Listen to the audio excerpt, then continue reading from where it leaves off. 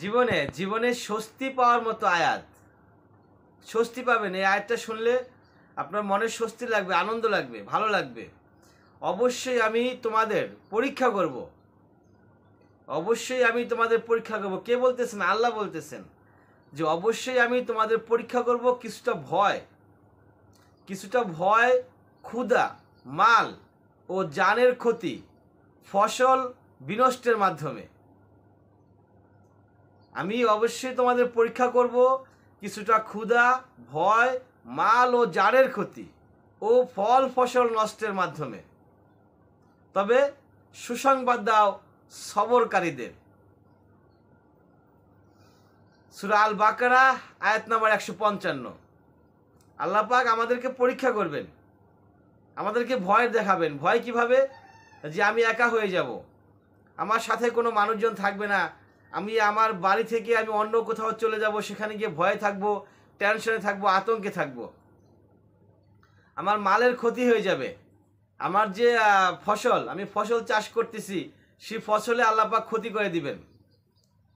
আমার বিজনেসে আল্লাহ পাক ধস নামায় দিবেন।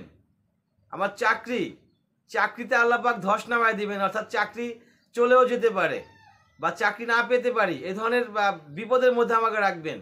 গরিব বানায় রাখবেন, ক্ষুধা, খাবার থাকবে না, আমাকে না খেয়ে থাকতে হবে। যদি এই ধরনের পরিস্থিতির মধ্যে আমরা পড়ি, তাহলে বুঝতে হবে আল্লাহ পাক আমাকে পরীক্ষা নিচ্ছেন। আর এই জায়গায় যদি আমি সবর করতে পারি, এই জায়গায় যদি আমি নিজেকে কন্ট্রোল করে আল্লাহকে স্মরণে রাখতে পারি, অর্থাৎ নামাজকে আমি না ভুলে যাই, আমি ভালো ব্যবহার না ভুলে যাই, আমার চাল চলন কথাবার্তা এগুলা আমি নম্রতা ভদ্রতার মধ্যেই রাখি, এবং টুকটাক খুচরা যা আছে তার ভিতর থেকে যদি কিছুটা দান করতে পারি, সুসংবাদ তাহলে আমাদের জন্য।